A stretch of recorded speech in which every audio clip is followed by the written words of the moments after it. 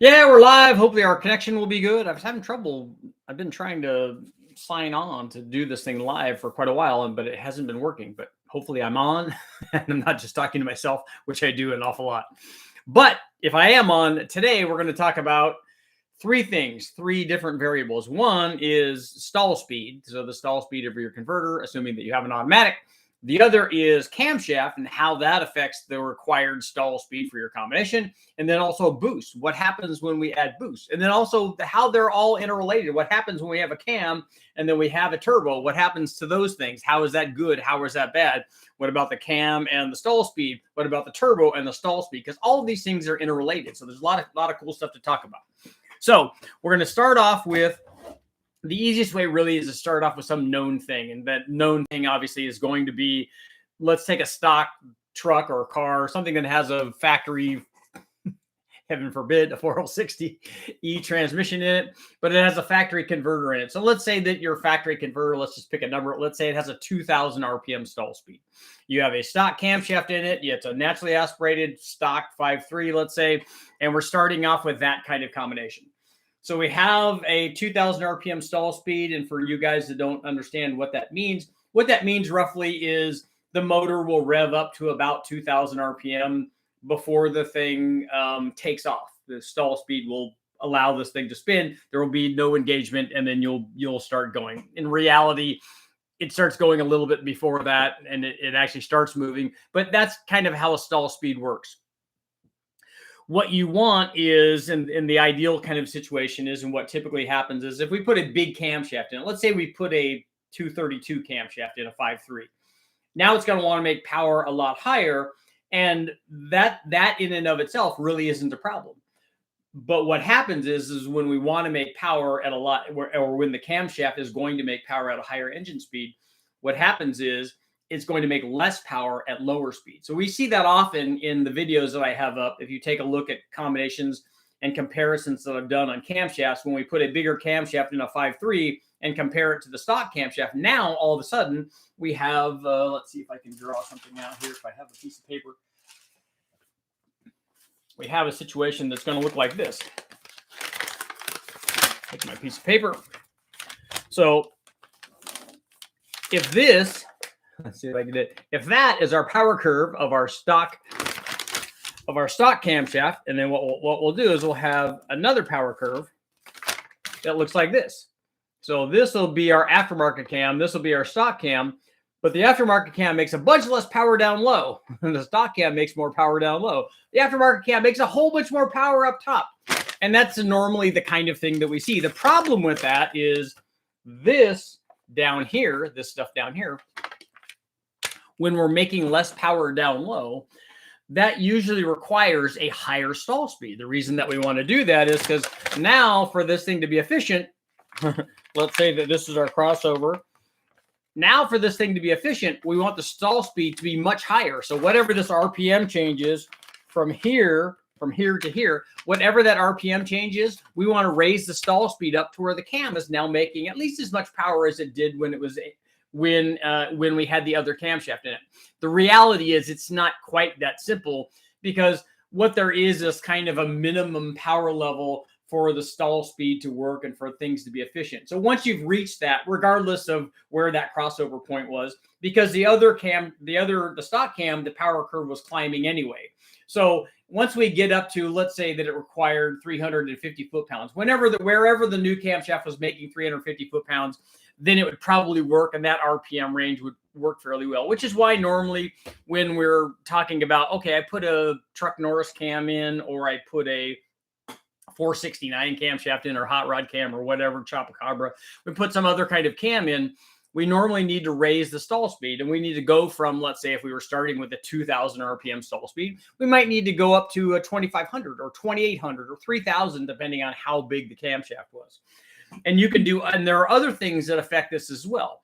The camshaft isn't the only thing that's going to affect stall speed. If you take and put a real short runner intake manifold on there, it's going to do the same thing. It's going to lose a bunch of power down low, especially down into the 2000 RPM range. You might lose power down there. And if you do, it's going to have the same kind of effect.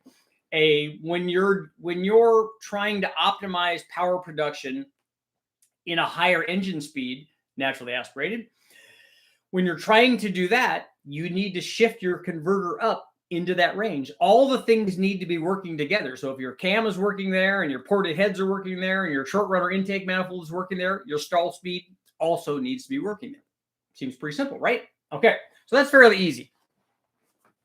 It's very hard, like if our stall speed is at 2000 RPM, it's very hard to get a camshaft that gains a bunch of torque or any torque at 2000 RPM with a camshaft. Factory camshafts, particularly if we're talking about the LS, and particularly if we're talking about that very, very mild LM7 camshaft, which is 191 degrees at 50 and 440 lift. Actually, the lift isn't the thing. Really, you could with that camshaft. If we were to tighten up the LSA on that thing and add lift to it, and we probably could get more duration out of it. And it's a single pattern cam, which helps it make more power down low. We probably could improve the power down there if that's what you wanted. If all you wanted was a bunch more torque at 2000 RPM, we probably could get a camshaft to do that. It's not going to be as good elsewhere, but we could make it do that. It'll just be that it doesn't gain a whole bunch of power up at the top, which, you know, guys are much more apt to buy a camshaft if it gains 50 horsepower than if it gains 10 or 20 foot-pounds down low. But we could do that with a camshaft, but that's very rare because nobody wants that type of camshaft. So we adjust the stall speed when we go up in cam timing. But here's the other thing that happens. What about when we add a turbo? Now, we already know that we can run a turbo with the stock camshaft. So let's look at that situation first. So if we run a turbo with our stock camshaft, so we have our stock camshaft. I'm going to label that. So this is our stock. So this is our stock camshaft, and we're making good torque down low and not as much power up the top. If we add a turbo to that, here's what the turbo does. So this is our turbo. So this is our turbo. The turbo just does what the stock camshaft does. Same power curve. We've added 7 pounds everywhere, assuming we could do that. Assuming we could add 7 pounds at 2000 RPM. Let's say we were really good, spot on at choosing our turbo.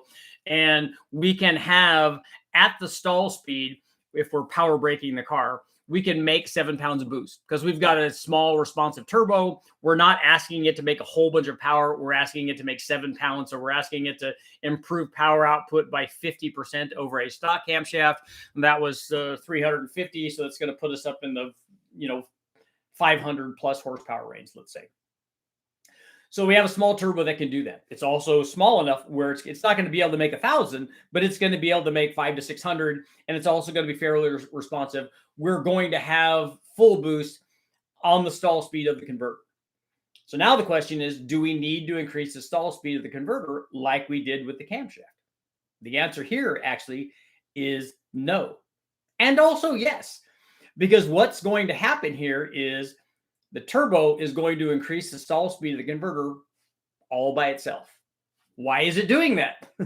Well, it's not doing that like we were talking about changing the stall speed for the camshaft, where we needed to do that to get the RPM range up to the efficient RPM range where the camshaft is running. Now what's happening is you're making a lot more torque. So if we enhance torque production a lot, especially in this case, we're doing it by 50%, which would be a lot. If we're enhancing torque production, we're increasing torque production at 2000 RPM, which is our stall speed. We're increasing torque production by 50%. The stall speed of that factory converter is going to go up because it was only designed, converters only work. The stall speed of a converter isn't absolute. If you have a converter that's a 2000 RPM stall converter, it's not that for every application. If we add 50% of torque at 2000 RPM, now the stall speed of our converter is going to go way up. Even though if it could stay at 2000 RPM, it would work just fine. If we had a converter that was, I don't know, tight enough or strong enough to actually do that. But the added torque is going to increase the stall speed of the converter all by itself. Not because it needed to, but because it's going to, because it's making so much more torque. So so we're getting to our question here ultimately. So with the camshaft change, we needed to change the stall speed of the converter. With the turbo, we don't, because it's making even more torque down there. So we've enhanced torque production. It didn't need to change the converter, but it did all by itself. So now here's the question. What happens when we combine those two? So what happens when we put a camshaft in and put a turbo on? That really is the question. So if you put a camshaft in where we lost power down low and gained power up top, and then added a turbo where we've enhanced torque production, can we now use the same stall speed converter? Well, the answer is, as always, it depends. It depends on whether or not now, because we've lowered the torque production NA. And as we know, whatever we do NA is ultimately going to be multiplied under boost. So we've greatly lowered the torque production by putting a camshaft in. Greatly. We've lowered the torque production by putting a camshaft in compared to the stock cam. Now we're not making as much torque down low. Now we may not have the same spool rate on that turbo. If we sized it efficiently, honestly, we probably could if it was a small enough turbo. But let's say that we didn't. So now we're making less torque. Now, if we had 7 pounds everywhere on this new curve, with 7 pounds added to the lower torque number from the camshaft, we would still have more torque than we had when the thing was running running the stock camshaft. We'd still be in good shape, right?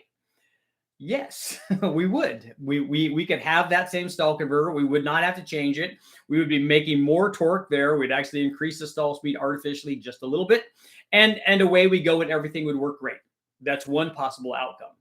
The other outcome, and the more likely outcome, is that now with our turbo making less torque because of the camshaft, having a 2,000 RPM stall speed, we are not going to be able to get that turbo to spool up and make 7 pounds at 2,000 RPM. That would be the more likely scenario.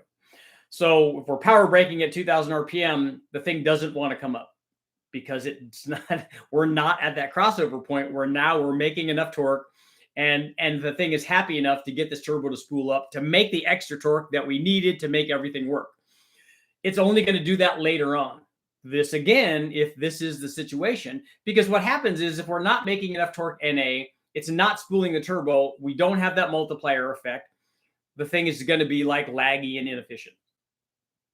If we raise the stall speed a little bit, all of a sudden what happens is on a turbo application, even more so on the NA deal, is we get into that sweet spot. We have enough torque. We start getting the multiplier. Now we have a whole bunch more torque than we need. And then so we start shifting it back until we get to the optimum point. And that's the game that we're playing with stall speed and camshaft and turbos. And it is a game. I mean, it takes a little bit of manipulation to get this whole combination to work. And here's the other thing that happens with turbo stuff. And you'll see this if you've ever been to drag races. You'll see this when turbo guys pull up to the line versus guys with nitrous cars or big all motor cars. And if they're racing, what they try to do is one of two things. They'll either try to burn the turbo guy down. Like what happens is the turbo guy is going to want to pull up first and get the thing, like get the turbo spooled up. This is especially the case if he has really big turbos, and because what happens is if you've ever owned a turbo car, and especially if you've owned or a truck and owned one with a turbo and an automatic, what you'll find out is, just like we do when we're on the engine dyno, if you are power braking this thing and you don't have a two-step, if you're power braking this thing on the converter, the longer that you let it sit there, sometimes the boost will start to creep up because you'll get heat in it, and the heat will make the turbo happy, and the turbo will get happy, and it'll add more airflow, and then that's more exhaust flow, and then more airflow, and then pretty soon the turbo gets spooled up. So sometimes the more that you're power braking, and when guys pull up with turbo cars that are drag racing, they get them up on the two-step, and it takes a little bit for them to get up to the boost number that they want to launch on. Well, guys that have all motor cars or nitrous cars will let them sit there and do that. And because the other thing that you're doing is adding a whole bunch of heat to your converter and to the fluid. And and that could get to be, and it gets to like, the temperature of the converter goes, oh, whoa, we're like, we've burned them down. So they'll do that, or they'll pull up and stage and if the nitrous car or the big motor car stages before the turbo car does, or even a blower car stages before the turbo car does, they just won't let him spool up. They won't let him get the turbos up to his launch position, basically, and they'll try to they'll try to leave him before he's spooled up. That also happens. So that's another thing to think about, is if you have your combination and you're putting it together, and you have a camshaft that's making the power out where you want it, and you don't have the stall speed exactly right, so this thing spools up quickly and immediately when you're trying to race, the longer that you have it there staged, and the more that you're power braking it, the more that the turbo will come up. This is something that we see on the engine dynos. When we load it, we roll in and the dyno grabs it and we give it an artificial load. And the longer that we let it sit there, the more that it will spool up. It'll get to a point where it gets to its happy point, and then we just release it and it goes. But if the turbo's not, if there's not a bunch of heat in the turbo and we let it sit there and park, the power will come up and up and up and up and up, and the dyno will be changing its the percentage for the absorber, or the servo the percentage will change because the torque's trying to climb, and it will keep adjusting and get to its happy point. The same kind of thing that's happening there is happening inside the transmission with the converter when you're at the line. So these are all things to consider when you're thinking about, do I need a turbo, or you need a turbo? I mean, that's obvious. But do I need a converter? Do I need a converter with a camshaft? Do I need a converter with a turbo? What size now turbo do you use? All of these things become critical factors. And this is much more so for the guy that's drag racing, a guy that's on the street. A guy that just adds a turbo to a stock 5.3, he's going to be happy. It's going to be fun. It's going to be fast. It's going to be responsive. It's going to be great. If he puts a 2,000 horsepower turbo on there, it's not going to be fun. It's not going to be great, because he's not going to ever be making 2,000 horsepower, and all he's going to have is a super lighty system. So getting the right combination of stall speed and camshaft and turbo sizing for your combination is a kind of a critical element. So let's see what you guys have to say here.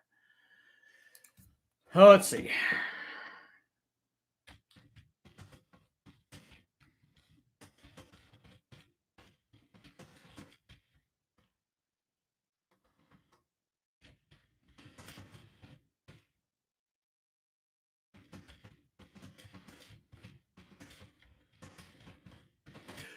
Okay, when adding a turbo, will the stall speed change? Were you listening to the conversation? Car peeps.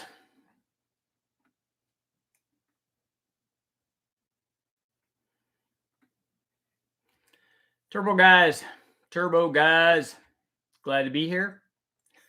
Happy to be here. Tip your waitresses. They need the money for makeup. Remember, hit all the messages, hit the like button. Got 106 people here and 29 thumbs up. So you come here and you don't like it. Come on.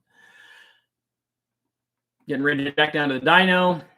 So what happened on the dyno, Burns?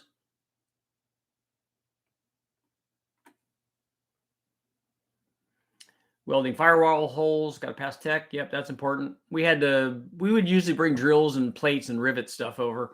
Or the other thing that we did for Bonneville is you can put that that silver metallic tape that would pass inspection also. Is there a Chrysler 3.9 or 3.7 testing in the future? No, I don't have that planned. I've never even seen one of those that I can remember. I don't know if a foot brake will hold 7 pounds on the street. It might not. That just means you need bigger brakes, right? Sergeant, that's right. That's another way to improve spool rate is nitrous. It will help that quite a bit. Does anybody know if Calvin's okay? He wasn't in the car during the crash. His dad was. And his dad is okay. I think a 416 LS3 with fast 102 square port intake and throttle body with 821 heads ported will work with a Texas speed. That will work fine. If you already have the fast, you don't need that, because that intake manifold isn't any better than a stock LS3 manifold. The square port one is not. But that's enough camshaft. A 235, 248, that's pretty good camshaft for a 416. That will make good power. Richard, regarding my 40 over Gen 3, would a pair of 35s with boost at 15 to 20 be sufficient? How much abuse can the stock bottom end and the Hemi take? 235s is going to be like 1,000 horsepower ish. If you have ring gap in it, they should take that. And if you have forged pistons in it, even better.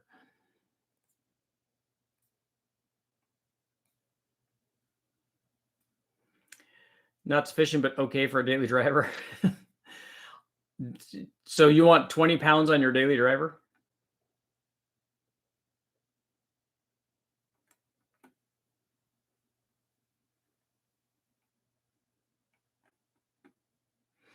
Is a torque converter dependent on RPM or torque? It's both. This, like we were talking about, the stall speed of the converter is a function of the torque you're applying to it.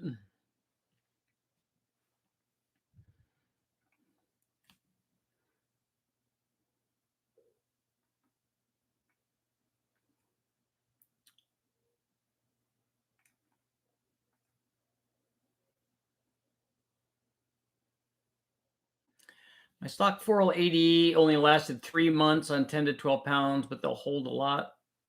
What was the problem with it? What did you hurt on the 4L80?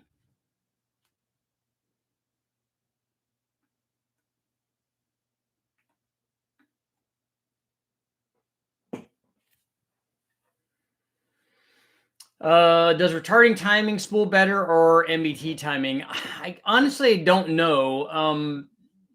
We can't really tell that on the engine dyno. We've tried that. Like, for instance, I'll tell you what we did to do a test on that on the engine dyno is I was running a big block and we were running an asymmetrical turbo setup. We were running a turbo off of one bank of the exhaust and trying to blow into the big block.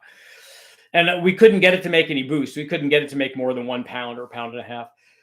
And we tried that. We tried retarding the timing, we tried advancing the timing, we tried everything, and it just didn't want to do it. So I was hoping that was going to cure it by having a bunch of timing retard in it and hopefully exhaust temperature to help the turbo up, but it just didn't do it.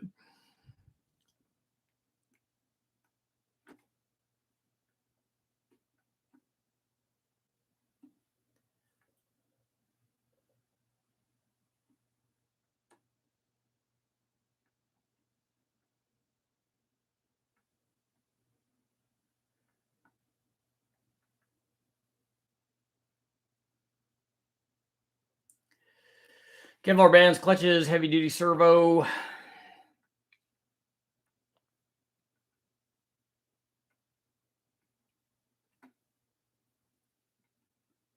just bought a new 350Z 6-speed trans. I'm getting ready to cut the bell housing off and fit the 4L60 on it. So you're going to put that bell housing on there? Is there any reason to put water meth on an NA engine? Yeah, people do that all the time. Especially they were doing water injection back in the day on high compression stuff with iron heads where you'd get detonation and the thing would want to, if you could run more timing, it would make more power. And the water injection or water meth injection would help that. The Coyotes seem to respond. The NA Coyotes seem to respond to it very well. And so do the LT motors.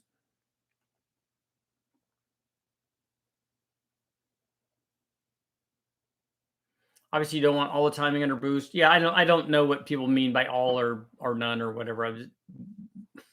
We want an optimal amount.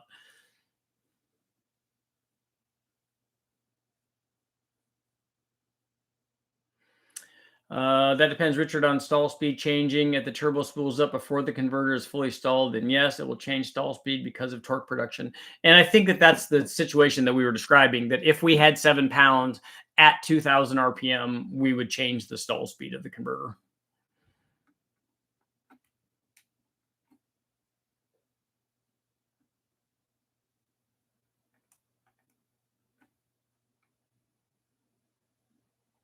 But if it doesn't spool until after the converter stalls, it won't affect it. Are you sure about that?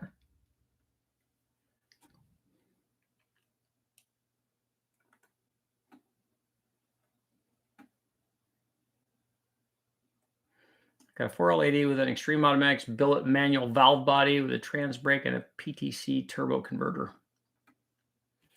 Building a Gen 4 454, 88 to 89 truck, 4-bolt main, wanting to run a 671 blower. Well, these heads like a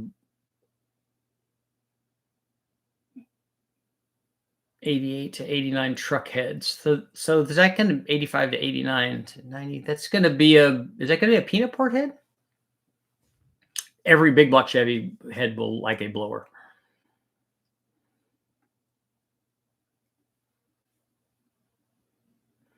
What kind of duration would you recommend for a 14.1 compression nitrous motor? Heads flow in the low 300s, big block Chrysler 400, 440 stock stroke.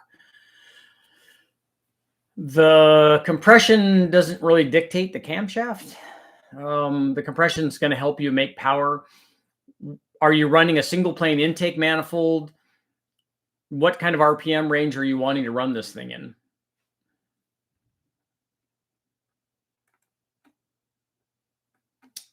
Turbo 455 Buick for the Nova.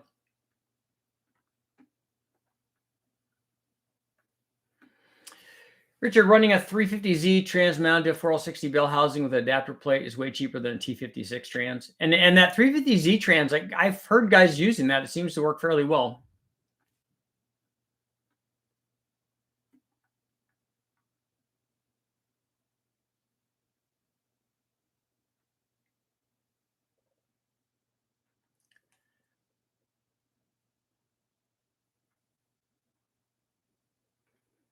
Let's see.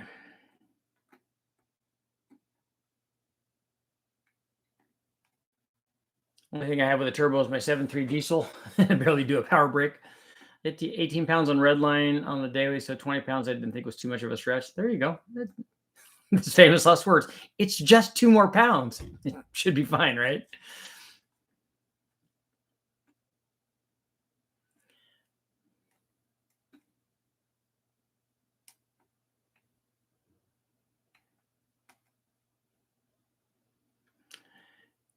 Turbo is spooled by exhaust pressure. Timing just says when the spark is ignited.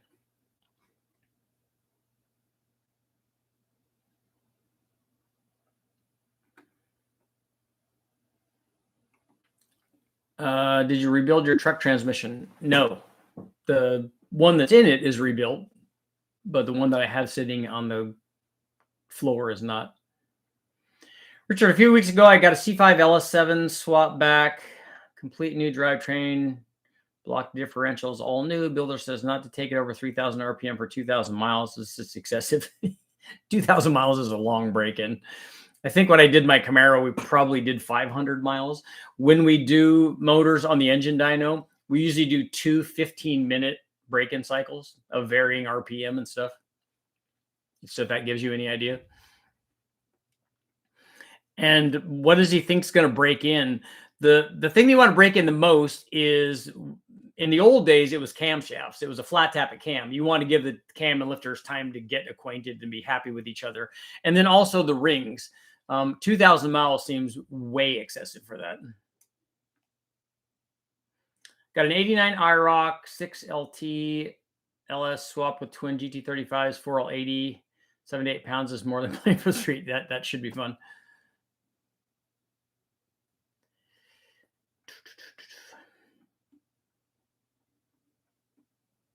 I have the same stall behind my 383 for my 350. I need to put a set of sticky tires to see how much the rating has changed. It'd be interesting to see.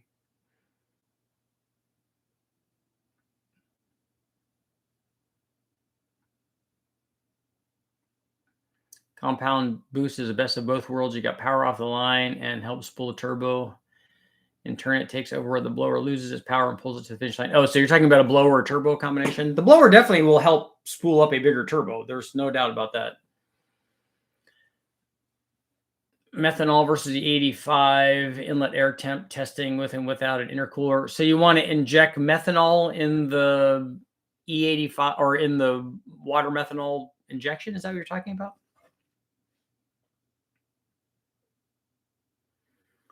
Single plane Super Victor, leave the line at $5,000 to 7,200. That's a good racing RPM range. Richard should put so much emphasis on low speed torque when my car is a 6-speed with a 392 gears. Well, that's the thing. That's what we were talking about. Just like with a stall speed, you would gear the motor to run in your desired RPM range.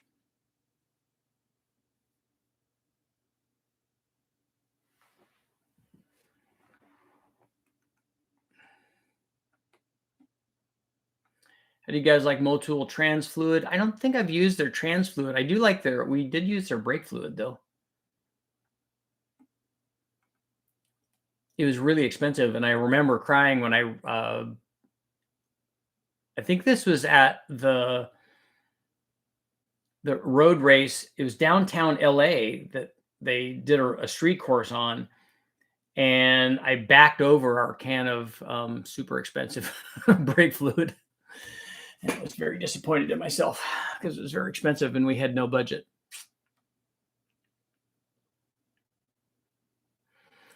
I think I'm an instance of that rare situation of wanting more of a low-end power cam, and I'm not too worried about top-end power. It's a heavy truck with a manual trans, 456 gears, and a 389 big block.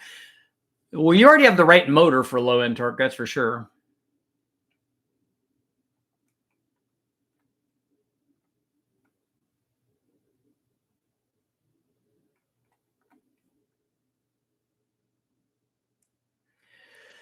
Matt, I have an 04 GMC Sierra, manual trans, LQ4. Need help picking heads, cam, and fuel system. Well, you've come to the right place. Just tell us what you're trying to do with it, and we can steer you in the right direction.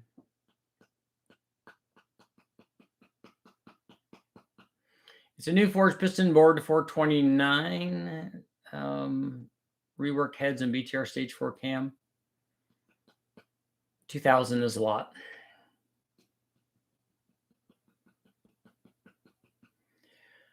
What would your break-in be for rings? 500 miles is fine for rings. If they're not broken in by 500 miles, it's not going to happen.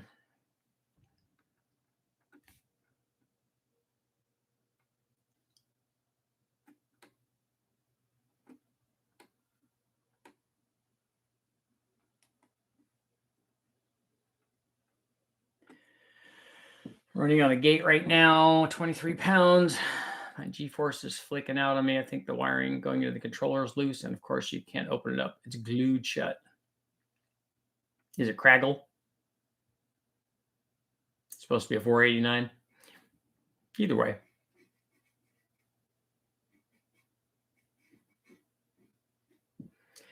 Reloading, it's going to be pretty easy for you to, on a 489, to make the torque that a 454 made down low, even a mild one. It's going to be pretty easy for you to do that. So you can put a pretty decent camshaft and stuff in there and still have a lot more power down low.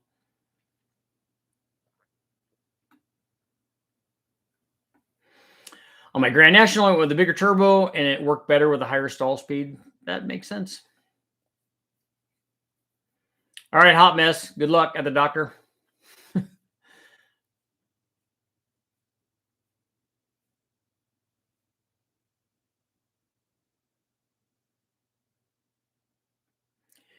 Adam, I have no idea what you mean by thoughts.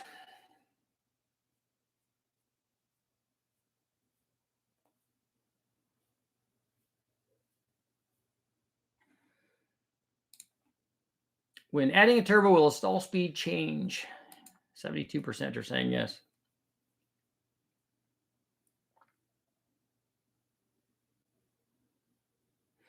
Admiral, I think it's a lot less expensive to add nitrous than it is to add a blower to the turbo.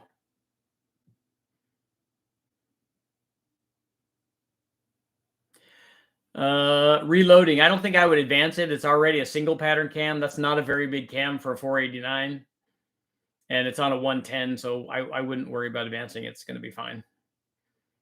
I'm assuming that you're going to have a dual plane on there if you want low speed power. What's a good affordable 5.9 Magnum head? The stock one, and then just port it. Yeah, Casey, I don't know what that means. That's going to be my that's going to be my go-to. I don't know what you mean by that. Not sure if I should have changed the camshaft at all. Appreciate all your videos for daily driving. Mild trail. Adam, what was your combination? I know. Yours was the thoughts question.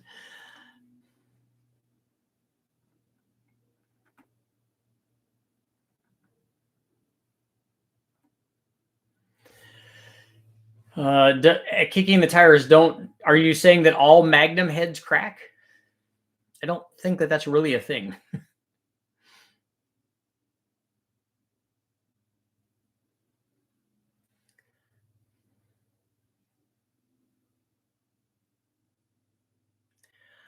want a daily driver and something I can turn up and party with. I'd love to have a nice choppy idle, two-wheel drive. It's a 4.8 now, an NB 3500, but I have a donor LQ4.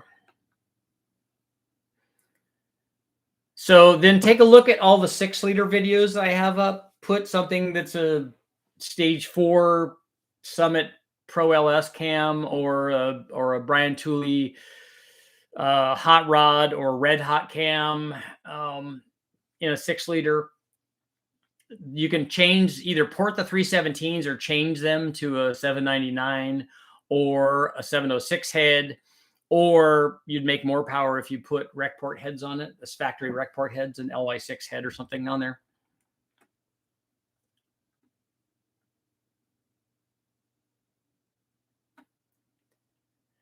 My stall speed changes a ton with the amount of boost and power added being made. RPM and boost just continue to climb if I don't set the 2-step and limit it. It can blow through the converter.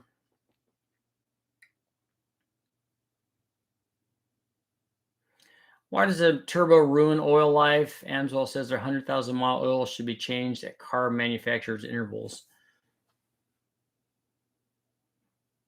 So I'm assuming that the car manufacturer's not telling you to keep the same oil in there for 100,000 miles, and you should not keep any oil in there for 100,000 miles. A bunch of raggedy Skylines are coming off the boat from overseas. Just grab 1 or 2 of them for me. And hopefully they're 33s or 34s or 32s.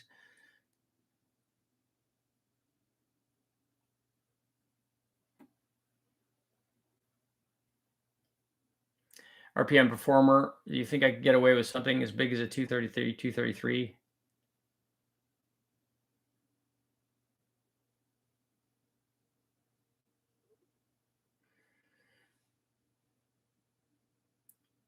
Where are you wanting to make, like, what is it you care about at the top of the RPM range? Do you care about power that you make at 5,500 or 6,000 on that 489?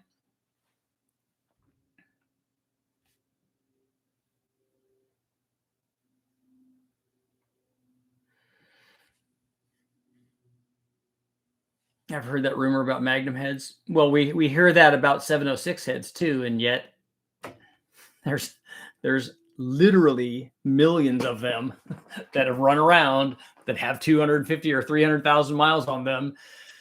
And the same thing with Magnum heads. I have Magnum heads on the Magnum that I have.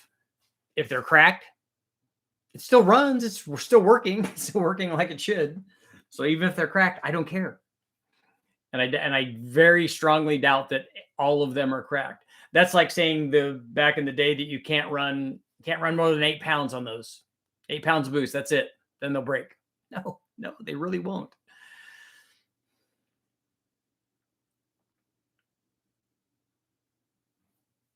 Admiral, that's a good enough reason. You're preaching to the choir. If you want 3 power adders on there, then you should. Does an oil analysis help keep oil for 100,000 miles? Do you mean, does it help keep it good for 100,000 miles?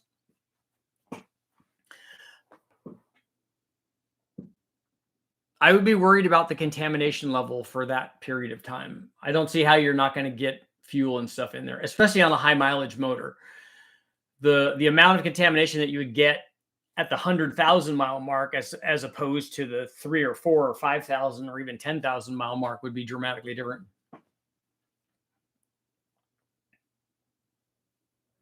Amsoil's 25,000 miles or 1 year.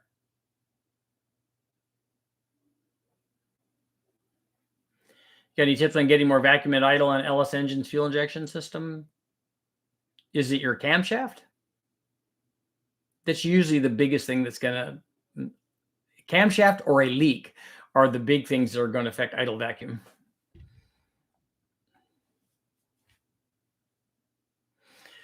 Sergeant, so you want the maximum amount of low speed torque and top end power, and you want to run it with nitrous, and you want to run it with a turbo. So it's a turbo nitrous cam.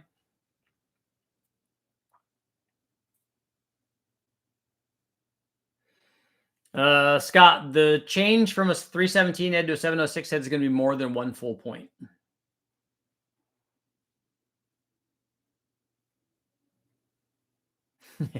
Yeah, Ron. Avgas makes your car faster. Probably not on an 8-to-1 motor, right?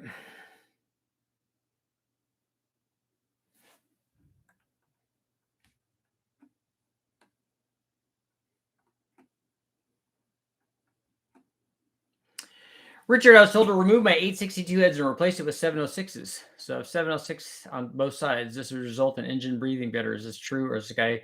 The 862 head and the 706 head are exactly the same. They make exactly the same power. They're exactly the same. The only thing that's different is the casting process is different on them. And actually, the 706 head is supposed to be the one that cracks. And I have had cracked 706 heads, and we've run the piss out of them. And they work just fine. 862 heads can make exactly the same power. One of them is not breathing better than the other. I've run 862s and 706s interchangeably with one on one on the other. It doesn't do anything. It does exactly the same thing. The other head castings will be different. 241, a 799, a 243, a 317. Those will be different.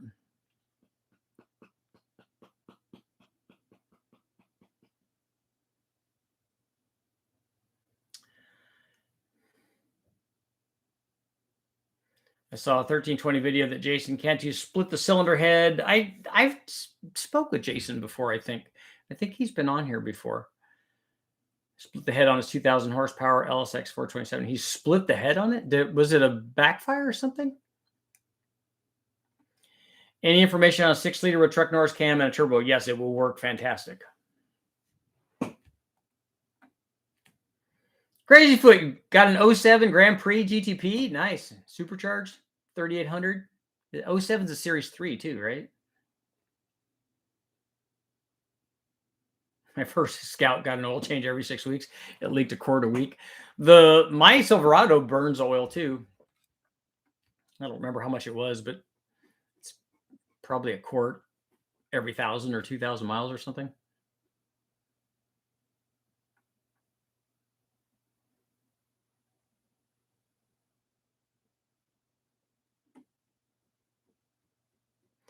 Reloading. Do you have a 1,500 RPM stall, or is this a manual trans in your big block? Because otherwise, why do you care about? I'm hoping that's a manual trans, because otherwise there's no reason for you to care about 1,500 RPM. Because quite honestly, you should never be at wide open throttle at 1,500 RPM. You need to be in a different gear.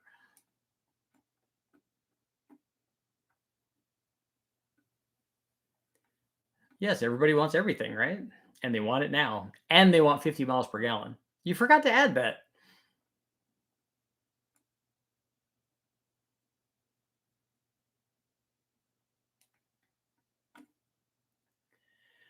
Cryo treat your 706 heads, or hip them too, right? You could have the most expensive set of 706 heads ever.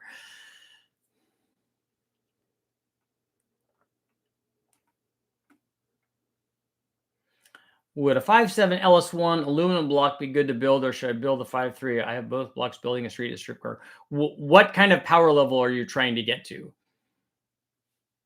The 5.7 is better for an NA build because it's bigger. Or you could make your 5.3 a 5.7 and do that. The aluminum one is going to have less weight, so that's beneficial. If you're trying to do a 1,000+ horsepower turbo kind of thing, I wouldn't use that aluminum block.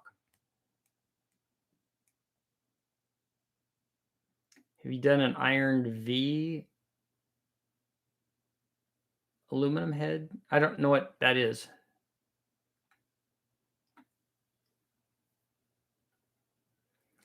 Does anybody have any help for Tyler? He wants to rebuild a 700 R4 to hold 460 horsepower and 485 foot-pounds. Okay, it's a manual transmission. But also, you shouldn't be at wide open throttle at 1,500 horsepower, even with a manual transmission.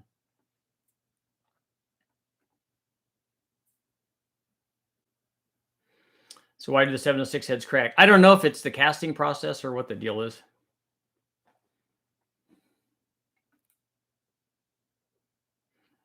I think an 07 is a Series 3. Either way, it's got a M90 supercharger on it. Hopefully, it's got the Series 3 blower on it, which is good because that's a little bit better, and the intake manifold's a little bit better, and the heads are a little bit better.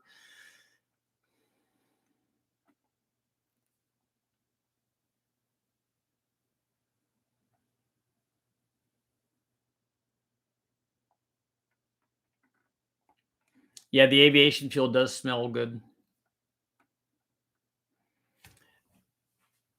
I can go for the gentleman that's asking about the 489 and torque. I can go to stuff that we've done. Luckily, I have dyno data, big block Chevy results, 454.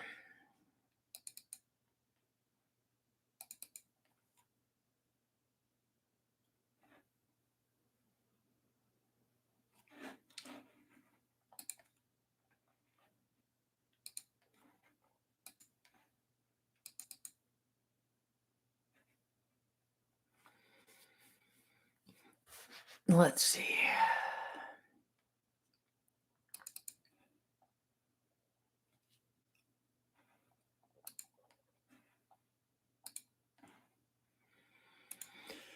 Let me see them.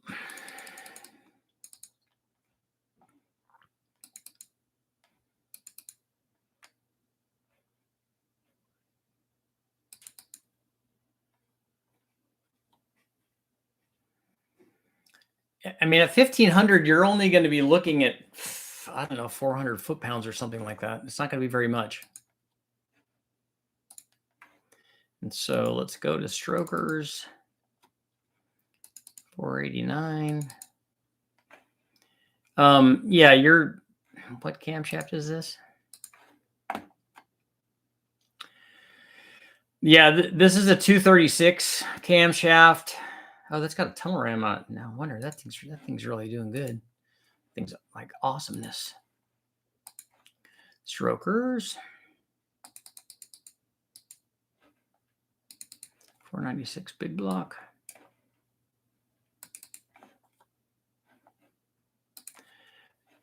Yeah, even with that bigger camshaft, you're not going to have trouble making more torque at 1500.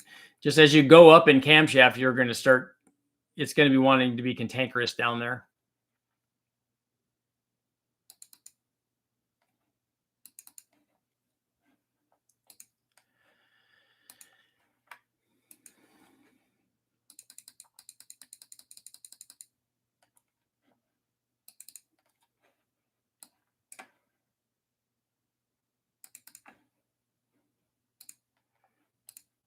Okay, so here I have a big cam and small cam. It's a small cam. Actually, the big cam made more power everywhere from 3500 on up. So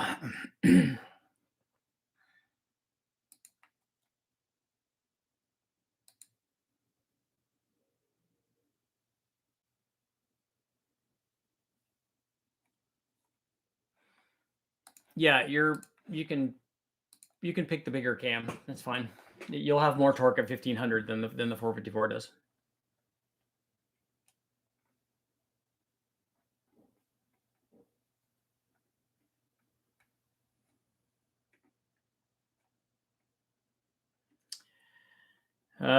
Jack, did I see which link?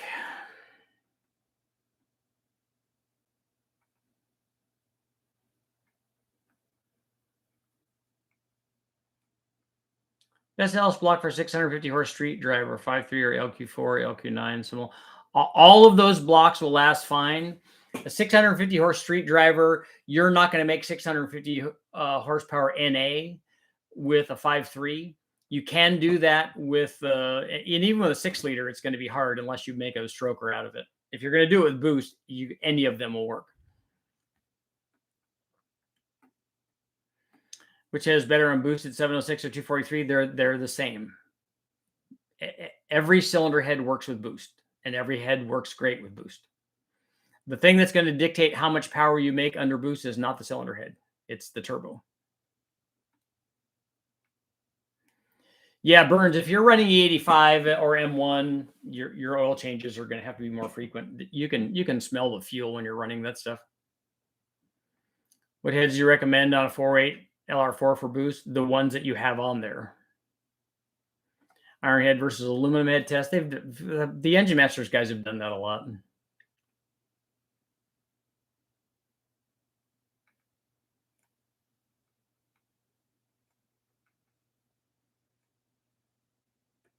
Can't believe Richard has a bone stock truck. That's because he has to get to and from where he's going.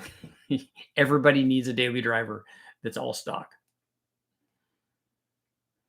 I like the drivability, low in power of the stock 44. Sometimes it's nice to tug it around town. I know it will start up. Yeah, that is good. That's why 90 plus percent of people will be much happier with a smaller cam than they will with the bigger cam. No matter how much more power the bigger cam makes, the amount of time that you spend sampling what that camshaft does, unless it's just a dedicated drag race car, if you're driving it around, you will spend 90+% of your time in the RPM range that you will enjoy more with a smaller cam. And having something that gets in and drives and idles and just runs like it's supposed to, and in a 489 has lots of torque and you can spin the tires, you would be much happier with a milder camshaft than you were with a bigger one.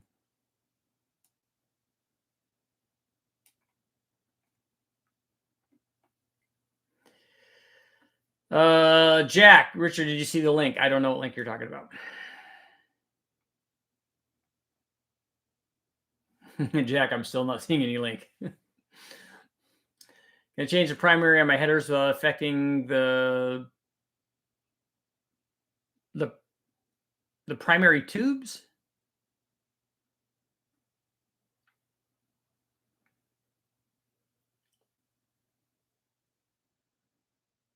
I don't know how Jason split the cylinder head. Ideally, it's a hybrid. I need a car that will do 180 miles to get to work. Yeah. Bill Cosby never drove 180 miles an hour in his life. And he's a dirtbag.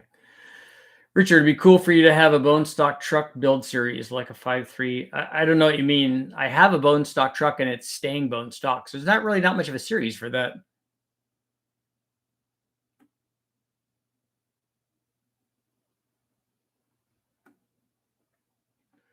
Richard, have you ever considered putting a small turbo on your truck and leaving it stock? I would love to. I actually was thinking about I had a Vortec blower kit that was designed for that truck that would have gone on there, and then also the Roots blower kits that we had from Tom DeMuse and those guys would be cool to have on there.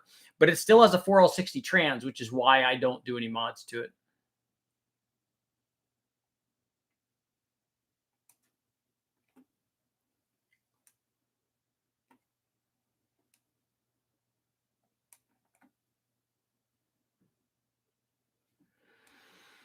Let's see.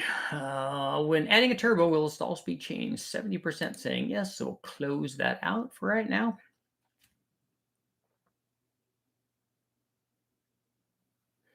My daily driver is a built 03 Chevy Avalanche, JBA headers, SpinTech 900 mufflers, 8-inch lift 35s, 513 gears.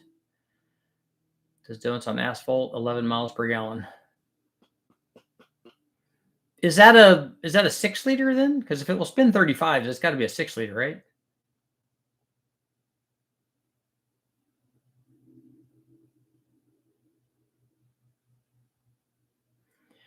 Is my truck at least tuned? Yeah, it has the stock tune in it. I take that back. I think we did some. Maybe we did something way back. Tom, I should put it on my truck. No, thank you. I would love it. As long as it had a transmission that would keep doing what the stock transmission does, except do it under boost. That would be fantastic.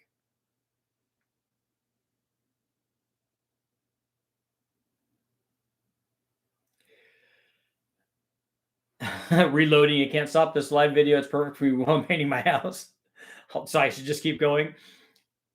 I do want to do the 24-hour one. I'm going to do 24-hour, 1-hour videos because it's better for me, actually. but and that way I could take a break in between each one. But I would like to do a 24-hour marathon. I think that would be fun. I just need to get 24 hours worth of stuff to talk about. I have the link. Jason can't you split the cylinder head on number 1, number 4. I know, but I don't know anything about that unless I spoke with Jason and tried to ask him about what's going on. I don't know what. I can't really bring anything to the party on that.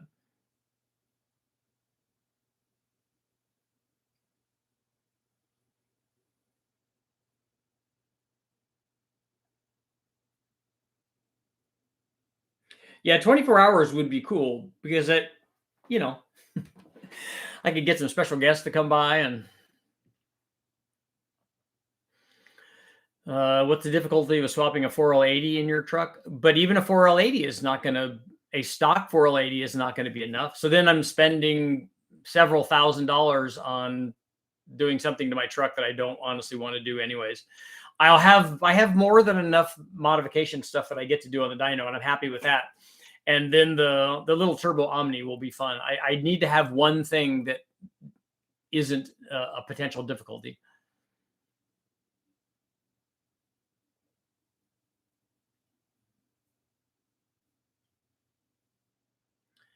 Big deal to install a Muncie 4-speed. See, now that would be a way that I would go. Like if I was going to do a trans swap, it'd be much better to do a manual trans in that thing. Then it would be fun. I have a T56. A T56 in there would be cool.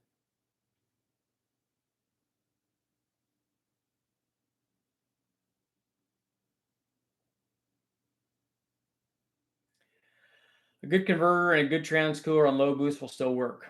I don't have confidence that the transmission won't break on a 4L60.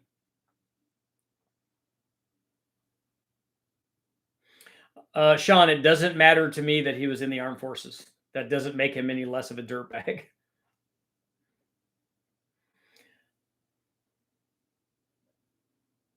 That makes no difference. A 6R80. See, then like a paddle shift one would be good. Blah, blah, blah, blah, blah. And as long as it worked and didn't break. But I like manual transmissions better, actually. And a manual transmission would get better mileage, I think. And a manual transmission, as long as I put enough clutch in it, would hold whatever power I was trying to put into it. And it'd be easier for it to chassis dyno too.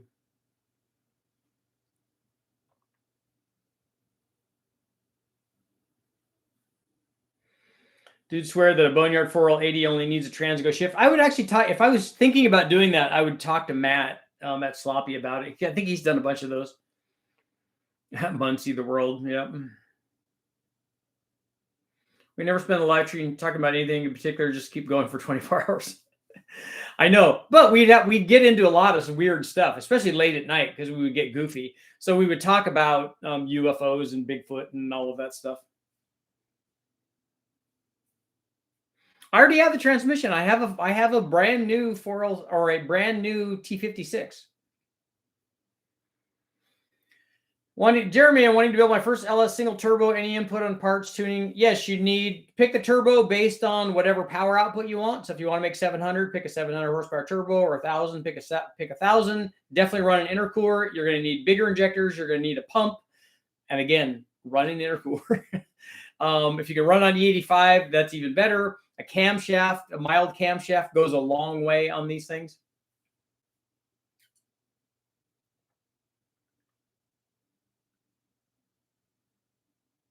Sasquatch girls. So you want to only talk about the girl Sasquatches?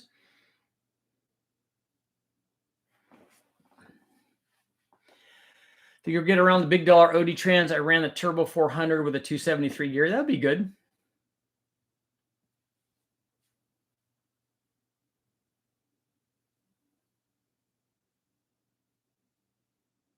"24 hours of open discussion would be good." There needs to be some structure. So what I have envisioned is I will choose 24 different topics. And so I will start each one the same way. We'll do a 5 or 10 minute discussion on primary header lengths or transmission shift kits or Bonneville racing or whatever. So it could be even weird stuff. Maybe it will be UFOs. Do you guys believe in UFOs? Maybe it'll be that kind of thing. And then it will just be chaos basically after that.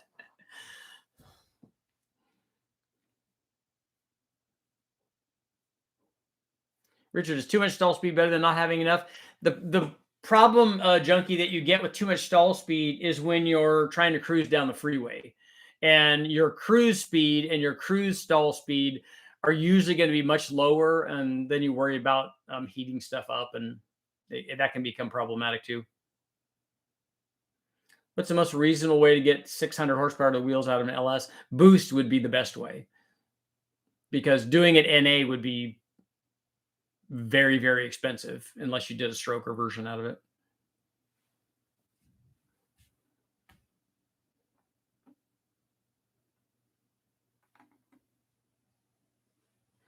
She squatch. What was I was just watching some very, very cool stuff that I could definitely share. Avalanche is a mild build, 390 horsepower, 5.3 with the 4L60 TCI Red Eagle Kevlar Master Overhaul Kit, Corvette servo. Mine has a Corvette servo in it, so I already have the Corvette servo, so I'm already good, right?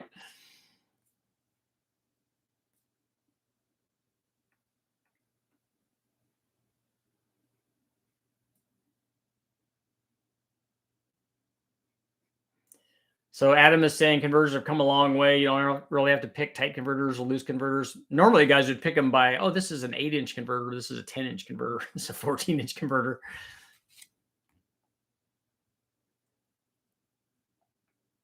The Bigfoot scare you? You're going to be carried off. Multi-topic 24-hour. But the rule would be that everybody that came has to bring 2 friends. For example, if you're able to add half-inch to an intake, a half-inch of runner length to an intake manifold, I doubt that you'd even see that.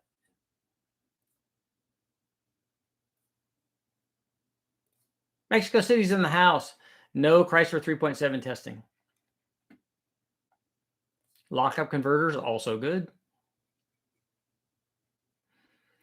Although getting them to lock up, getting the clutch assembly and clamping force for the clutch assembly correct, to go wide open throttle, like if let's say that you're trying to do a top speed run with like 1,000 horsepower, the lockup converter for that would be pretty extensive.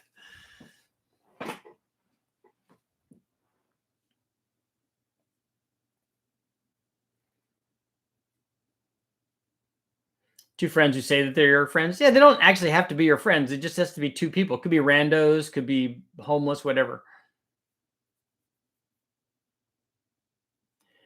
Reloading. You missed my question before the half-inch increase in runner length. What was the question?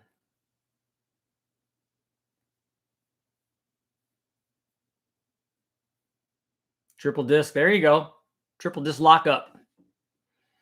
And when it locks up, I want it to chirp. You know how we chirp second?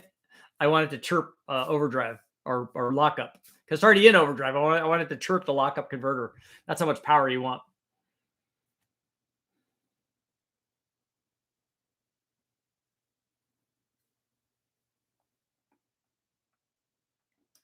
So reloading, I'll see if I can scroll back and see, because it's time to go. Scrolling for reloading. Have you noticed in your testing how much difference in length of the intake runner it is for to show up on a dyno? Normally, I make changes that are 2 inches is when I'm doing the testing. We may have done stuff that's an inch. A half-inch is very minimal. Is there a formula for perfect intake runner length? No. Because I don't know what you mean by perfect. There's no runner length that's going to have the most low-speed power, the most mid-range power, and the most top-end power. It's gonna shift. Adam, yeah, we've talked about Calvin's dad crashing.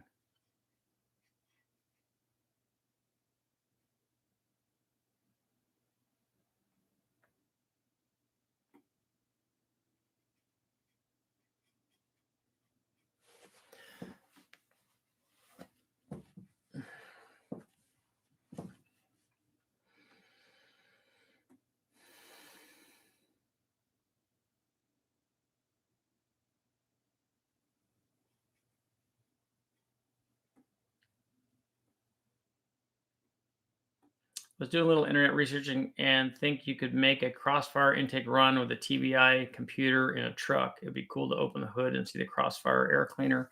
I do like those. I saw that the guys at Turbo City used to run dual throttle bodies on a dual quad manifold with the factory TBI computers. They did something to them. I don't know if they were splitting the signal or something to run two TBIs, but if that's the case, you could run the cross ram with that too.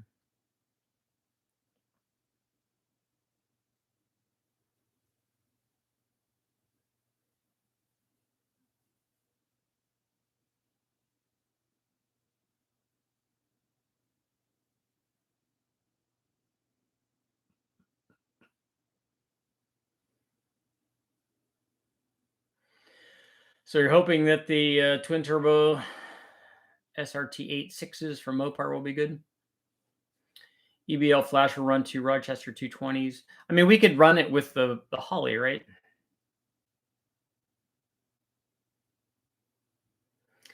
Will you lose that much power if you run Holly cast iron manifolds instead of headers? How much power are you wanting to make? If you're wanting to make 2,000 horsepower, you should run headers. If you're wanting to make 1,000 horsepower, just don't worry about it. So the increased length of the runner of my tall deck 454 isn't going to add any noticeable power.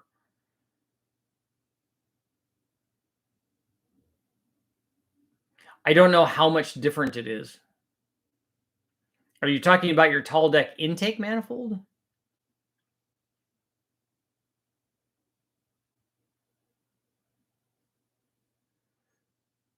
I have a crossfire intake manifold off my 82 Camaro with ram air breathers. Is it a 82? That's going to be a 305, right? Have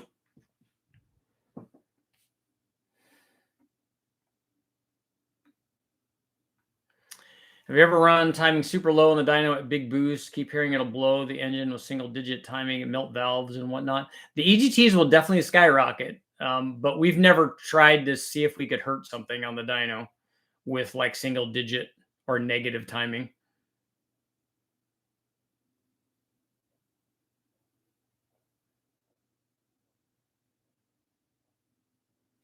That's a good statement, Sergeant. I like that. This live stream has allowed me to procrastinate like a mofo. That's what happens. For a few seconds, drag race application. Yeah, when you're launching, I could see that.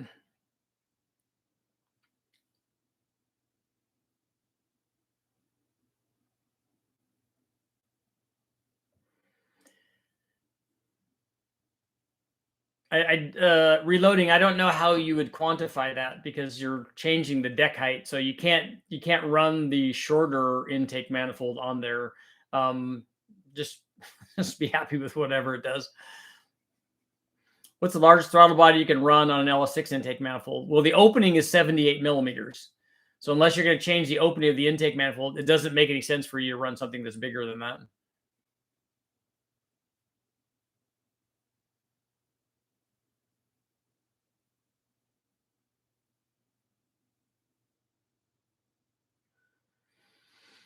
Two more minutes. Man, I've been on a long time. 305 crossfire. I would like to run a crossfire one just because I think it's cool. I like that cross ram style manifold. I think it's awesome. And I always I really like the look of my buddy Harold had a crossfire Corvette, he had an 84 Corvette. And I always liked the way that it looked. I thought it looked awesome. And I actually like the Camaro ones, I think, even better. The crossfire Corvette one was the two rectangular hole, kind of more squared lid. I like the oval kind of thing.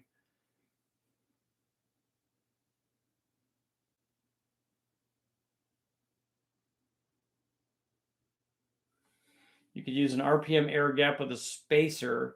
A spacer on top of the plenum doesn't add any runner length. You could use a spacer between the intake manifold and the head if that's what you're talking about. But you could only do that on a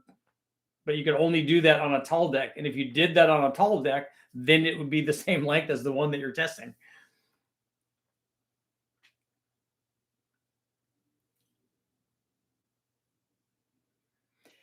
82 Camaro Crossfire was the only Camaro ever made with working cowl induction hood. Didn't the 69 didn't have a working cowl induction hood?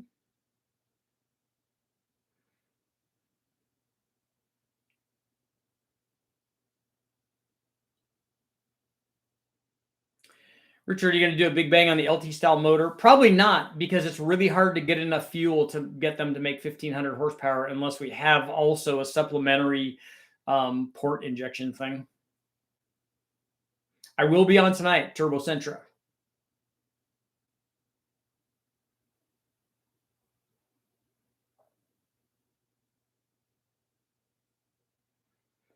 .454 is a tall deck. Yeah, a 366 and a 427. Was there another one besides those two?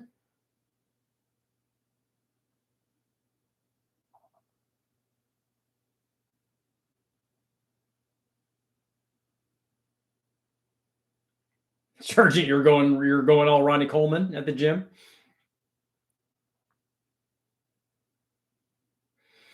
What do you think about the LT-LS head swap? Brian and I talked about this years ago.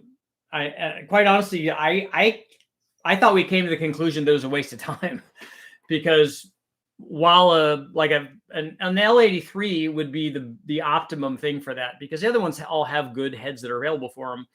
But if like a 5.3 LM7 has the worst head flow, it's a 706 head. So if you wanted to upgrade the head, an L83 head that flows a lot more than a 706 head would be a good option. If that's all you had to do is change the head, that'd be perfect.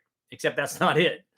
If you're going to change the head, you also have to get a custom cam. You also have to change the valve train. You have to change the intake manifold, and you have to change the headers. So it's way too involved for the gain that you would get. It'd be a lot better just to port the stock head, the stock 706 head, which you can make flow over 300 CFM. It's way easier to do than to do an LT LS hybrid kind of thing.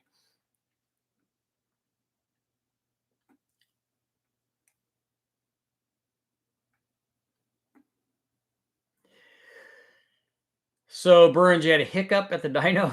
You're putting it back together. That sounds like a big hiccup. I'm reading about boost and side loading. Don't talk to me about rod length.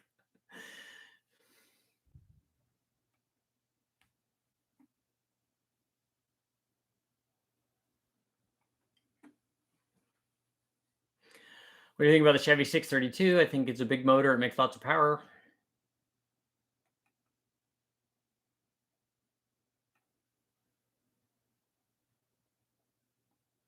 Swapping an LS head onto with the ICT adapter to an LT block would allow big injectors, but then we wouldn't have an LT head on there.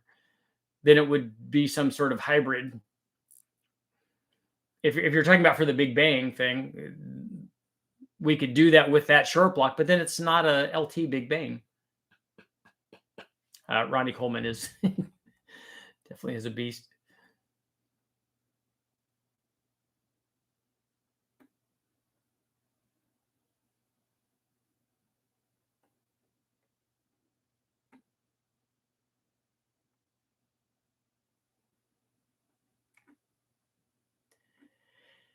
Pretty sure 82 was the first ever cowl induction hood that actually worked on a Camaro and the first car that GM wind tunnel designed. Again, my question is, the 69 C28 had a cowl induction hood. And it was functional. And technically, the 67 and 68s had that cowl induction. It wasn't part of the hood. They just went into an opening in the cowl area under the hood.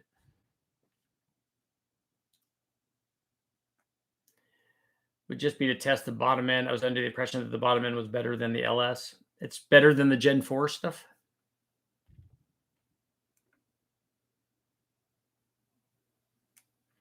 Oh, it was a valve. Okay, the lash caps. I think you were talking about that, Burns. That's what I thought. Burnsy. Sick burn. So if Burns was at sick week, then it would actually be sick Burns. This is what it would be like if it was 24 hours.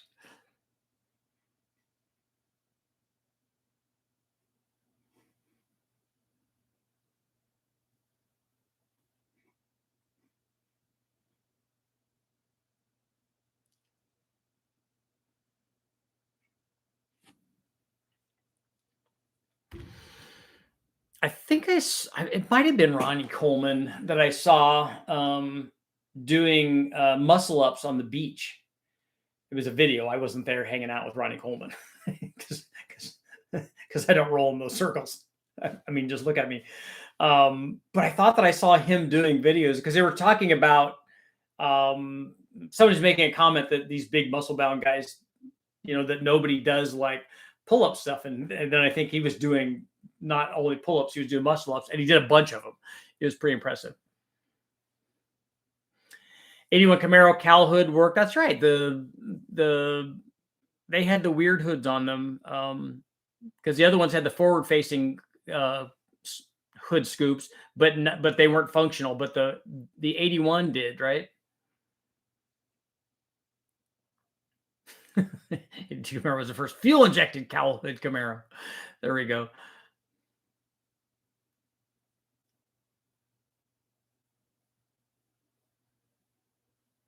Yeah, the 24-hour thing would get out of control, I think.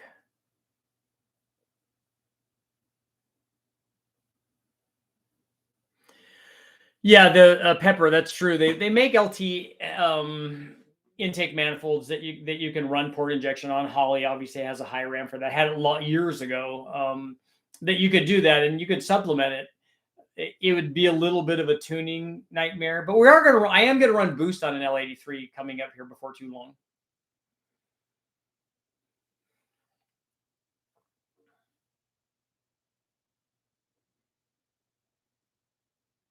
Has it been 2 minutes? I think it's been 2 minutes, right?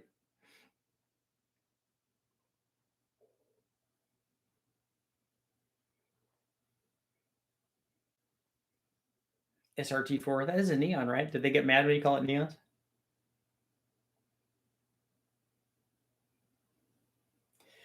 Reloading, yes. If you have a spacer between the intake and the head, that adds runner length. I thought we went over that.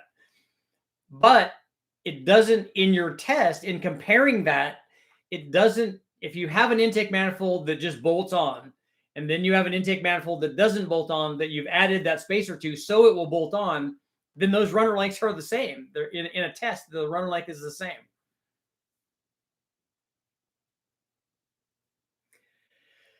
Keepers technically, so I cut down turns of Del West. Tie valves need caps for the keepers, so I didn't trash the tie, but they were way too tall. It definitely has been 2 minutes, at least. But how am I going to procrastinate if I don't have an extra 2 minutes?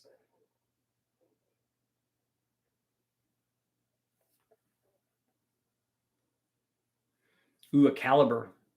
What caliber is it? 44 Magnum. I guess it could be a 50. A 50 Action Express.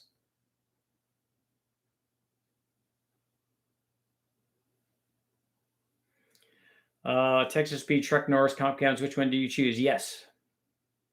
And make sure everybody hit the like button before you leave.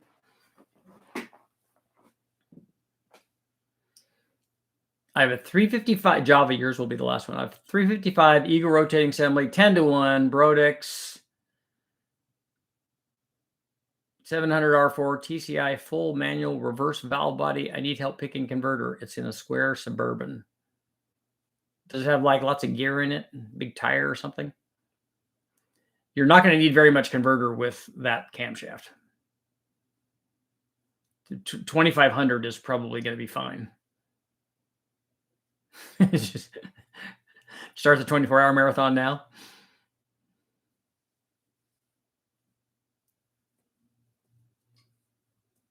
It's Mardi Gras.